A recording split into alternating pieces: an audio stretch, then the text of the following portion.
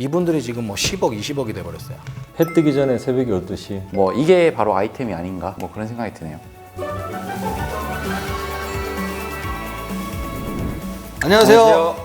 저희 토킹 세무사 8회차 촬영입니다. 오늘은 저희 세무사들이 가장 중점적으로 업무를 담당하고 있는 기장에서 각종 업종들에 대해서 뜨고 있는 업종, 지고 있는 업종에 대해서 얘기를 할 건데요. 지금 현재 뭐 코로나 시국에서 뜨고 있는 거, 지고 있는 거 명확하게 갈리겠죠? 유원재 세무사님 기장하시면서 뭐 뜨는 업종 관련된 거 있으신가요?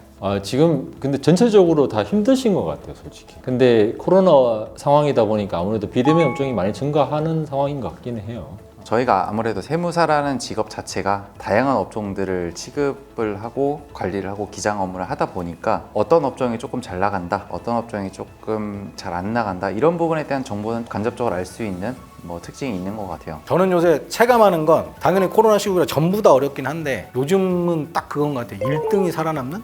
저희가 관리하는 업체 중에는 잘 되는 데는 더 잘 되고 특히나 중요하게 많이 떠오르시는 것들이 비대면 배달시켜서 먹는 것들이 많다 보니까 배달 업종이 정말 많이 매출이 증가하고 있고 배달이 뭐 몇 건 안 되고 막 그랬을 때 소소했던 업종들이었는데 지금은 거의 중점적인 업종으로 전환이 되는 그런 업체들이 좀 있습니다. 생각을 해보면 지금 들쑥날쑥하고 막 어떻게 될지도 모르고 막 그런데 이럴 때일수록 제가 세무사라서 얘기하는 게 아니라 전문가랑 상담을 하셔야 맨 처음에 창업했을 때 매출이 뭐 요 정도였어요. 근데 갑자기 이 코로나 시국에서 나는 업종이 잘 맞아서 매출이 이렇게 떴단 말이에요. 세금에 대한 준비는 안 돼 있었어요. 사업주분들이 당연히 뭐 매출에만 신경을 쓰시니까 내 매출 늘리는 게 중요하지 거기에 세금까지를 생각하시면서 진행하시는 분들은 없을 거라고 생각을 하는데 내가 이 정도 매출이 많이 뛰고 올해 매출은 진짜 기존보다 한 2000% 올라가겠다 했을 때는 당연히 세무사를 먼저 만나서 이러한 상황이 됐는데 앞으로 진행을 어떻게 해야 되느냐 아니면 대비해야 될 게 뭐고 준비해야 될 게 뭐냐라는 것에 대해서 상담을 좀 받아야 되는데 항상 저희들은 만나뵐 때 사후에 만나죠. 그렇죠. 네. 종합소득세 신고 기한에 만나거나 이미 일이 다 벌어졌는데 만나거나 해서 저희들도 안타까운 주 사례로 보면 창업 감면을 받을 수 있는데도 어떤 준비가 안 돼 있어가지고 세금을 6억, 7억씩 생각도 안 했던 그런 세금들을 맞으시는 분들도 있고 하다 보니까 이럴 때일수록 내 업종이 매출이 신장이 많이 된다 했을 때 기본적으로 세무사 분들을 만나셔가지고 좀 상담을 깊게 받아보셨으면 좋겠어요. 코로나라서 지금 요즘에 집에 있는 시간이 조금 길어지고 집에서 인터넷으로 일을 많이 하다 보니까 어쩔 수 없이 자꾸 집을 꾸미기 시작하더라고요. 인테리어 관련되는 업종들 좀 많이 증가한 것 같더라고요. 뭐 배달이 늘었다는 건 누구나 다 알고 계시잖아요. 배달을 하는데 플라스틱 용기, 뭐 배달 용품이 있어야 되잖아요. 배달 관련 용품 이쪽도 되게 호황이라고 알고 있습니다. 저도 유부남이고 제 친구들도 이제 유부남이 거의 대부분인데 주말에 이제 카톡 단톡방에 보면 항상 캠핑을 가더라고요. 캠핑을. 그 캠핑 도구들에 대한 매출 저희 거래처에 이제 캠핑 용품만 담당하시는 분들이 있는데 매출이 한 재작년에 비해서 거의 한 5배 정도? 네. 그러니까 매출이 기하급수적으로 증가를 하더라고요. 그래서 캠핑 업종에 대한 것들도 상당히 많이 매출이 신장하는 것 같습니다. 근데 이게 시기 타는 게 되게 중요한 것 같아요. 렌즈 사입하신 분들이 장난 아니에요.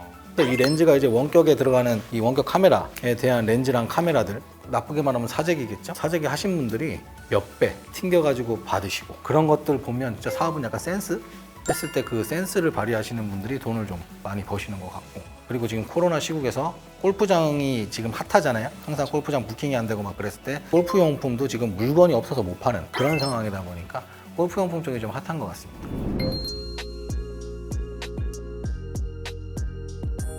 새로 요즘에 좀 많이 생겨나는 업종들은 부동산 관련해가지고 그쪽에 양도세가 많이 높아지다 보니까 자금을 많이 투입할 수 없다 보니까 제가 경험했는 거는 가상화폐 쪽으로 좀 많이 갔던 것 같더라고요. 그래서 가상화폐 관련되는 수요가 많이 생기다 보니까 그런 회사들을 설립하는 컨설팅 회사들, 가상화폐 관련되는 프로그램을 이렇게 프로그래밍하는 그런 업체들, 뭐 그런 것들도 요즘에 많이 생겨나는 것 같더라고요.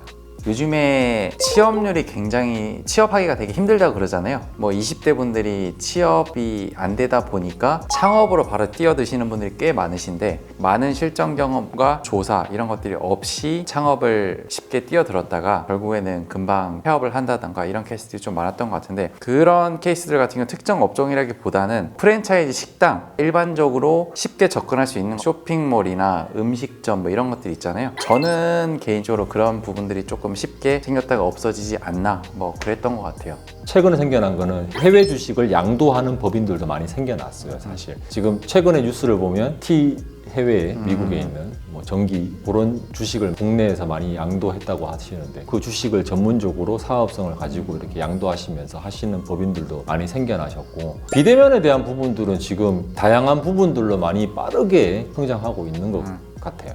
요즘 많이 생기는 것들은 이제 무인 판매점.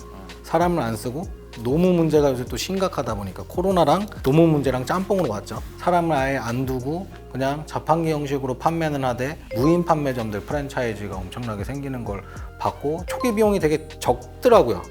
초기에 투자 비용이 뭐 5천 미만으로 이제 진행을 하는 거다 보니까 사람들이 쉽게 이제 투잡 개념으로 하루에 한두 시간 정도 특히나 또 요즘 많이 보시는 게 아이스크림 할인점들 있죠. 초기 투자 비용은 적고 내가 투자하는 시간은 하루에 1시간 정도인데 부수입으로 뭐 100에서 200 정도를 가져갈 수 있는 그런 업종들이 좀 생기는 것 같고 그리고 저는 인천에 이제 소재지를 하고 있다 보니까 인천 부천 지역에 저는 유흥업종을 좀 많이 했었는데 유흥업종이 거의 다 박살이 났죠 지금 요새. 그래서 유흥업종 타격이 그 어느 때보다 예전에도 좀 심하긴 했어요. 뭐 단속도 있고 뭐 해서. 근데 지금은 그때랑 비교할 정도도 아니고 그냥 아예 장사를 못 하다 보니까 절대적인 수치로 감소가 되는 것 같습니다. 해 뜨기 전에 새벽 12시 잘 되겠죠. 그죠? 그렇죠. 안 그러면 저희도 힘들죠. 사업자랑 같이 세무사들이 하는 업종이. 제일 잘 아는 것 네, 같아요, 그렇죠. 사실은. 납세자들의 그런 지금 이런 상황들을 잘 알고 있기 때문에 저희가 말씀드리기는 좀 힘든 것 같아요. 지금 전 세계적으로 다 그런 부분 분위기도 있고 하다 보니까 전화를 받을 때마다 참 속상하다는 생각, 드릴 말씀도 참 없다는 부분, 구독자분들 중에 사업하시는 분들도 담당하시는 세무사님들이 같은 생각이구나라는 부분을 좀 아셨으면 좋겠어요. 진짜 안타깝죠. 맞아요. 그리고 제가 이제 세무사 된 지 한 11년 정도 됐는데 단 한 번도 좋아졌다는 얘기를 들어본 적이 없습니다. 한 번은 좀 좋아졌다는 얘기를 좀 듣고 싶네요, 저도. 네.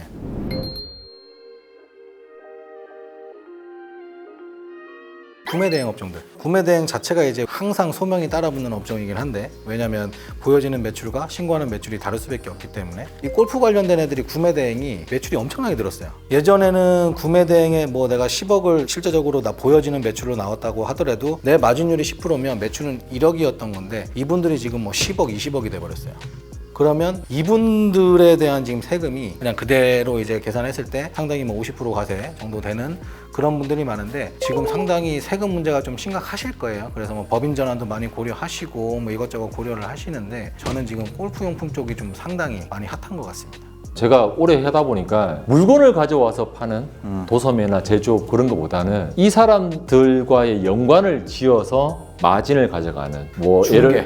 그쵸. 중개라든지 컨설팅. 상품 중개, 컨설팅, 뭐 프랜차이즈라든지 그런 쪽들이 아무래도 비대면에 대한 부분들이 지금 많이 유리해진 부분들이다 보니까 직접 나서지 않고 계약만 성사시켜주고 그 사이에서 뭐 MOU처럼 이렇게 수수료를 받는 그런 부분들 보면 저희가 이렇게 하면서도 아 이쪽에는 참 앞서 나가는구나 그런 부분들을 조금 느낄 수 있었던 것 같아요. 그냥 저도 이런 플랫폼이 이제는 앞으로 좀 커질 수밖에 없다라고 생각을 하기 때문에 플랫폼에 대한 시스템이나 이런 것들을 볼 수 있는 기회를 좀 겪어보고 싶어서 대출 비교 사이트? 비교 플랫폼? 뭐 그런 것들 이 IT라는 게 어떻게 굴러가는가 메타버스라는 게 도대체 뭔가 이런 것들 좀 경험을 해보고 좀 싶습니다.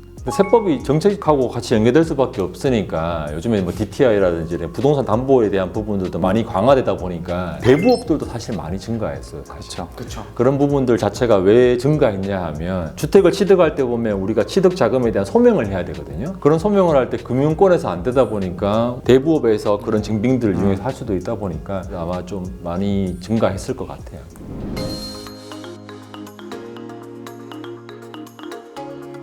지금 창업 중소기업 감면에 대한 부분은 올해 새로 바뀐 부분들이 분명히 있거든요. 과밀억제권역 이외 지역에서 창업을 한 경우에는 혜택을 줬었어요. 근데 과밀억제권역은 안 됐었죠, 사실은. 최근에 개정된 세법에서는 수도권 과밀억제권역이라 하더라도 일정 매출 이하인 경우에는 창업을 할 경우에는 마찬가지로 감면을 받을 수 있으니까 그 혜택을 잘 이용하시면 5년간 100% 감면 뭐 이런 부분들 아니면 특정 업종 같은 경우에는 50% 감면 이렇게 되는 부분이니까 소득세 법인세를 50% 감면 100% 감면 받는 거는 참 큰 부분이거든요. 그 창업의 기준, 그 다음에 그 요건, 그 다음에 지역적인 부분, 그 다음에 그 업종적인 부분들을 잘 검토하셔서 담당하는 세무사님하고 잘 토론하셔가지고 그 혜택을 잘 누리시는 게 최고의 절세라고 저는 보고 있어요.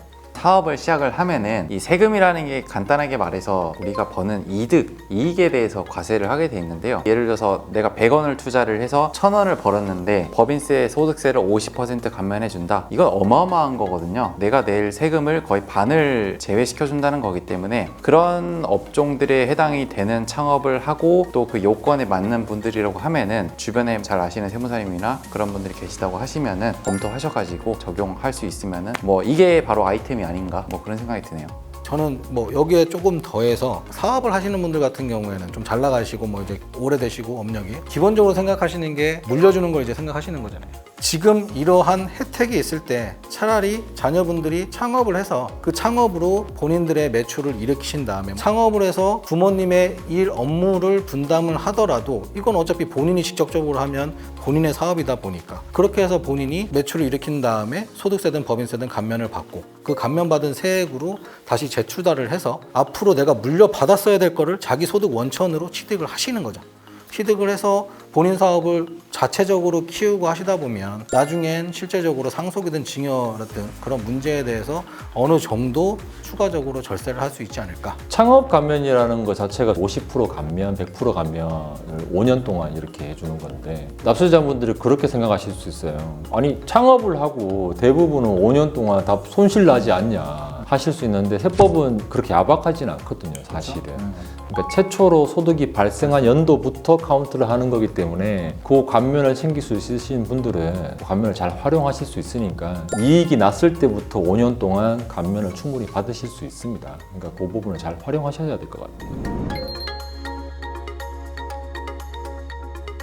특이한 업종이라기보다는 구독하시는 분들이 좀 아셔야 되는 게 저 찾아오신 클라이언트 중에 한 분은 그 자제분이랑 같이 택배를 하시는데 본인 앞으로 매출을 다 잡으셨더라고요.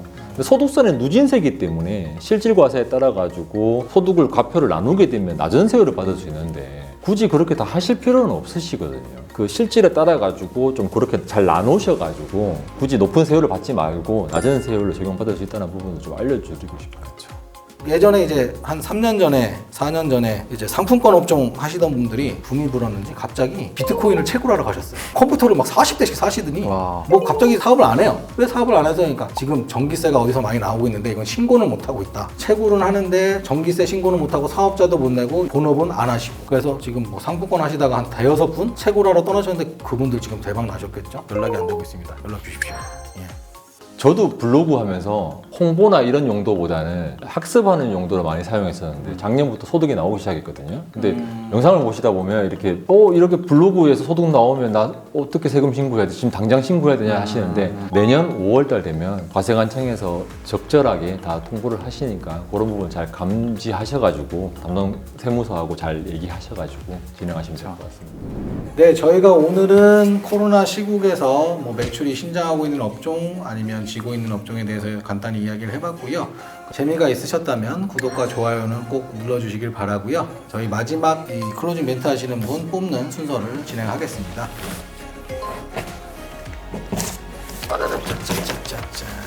하나, 둘, 셋. 오늘 내용이 유익하셨다면 구독과 좋아요를 눌러주세요. 감사합니다. 감사합니다.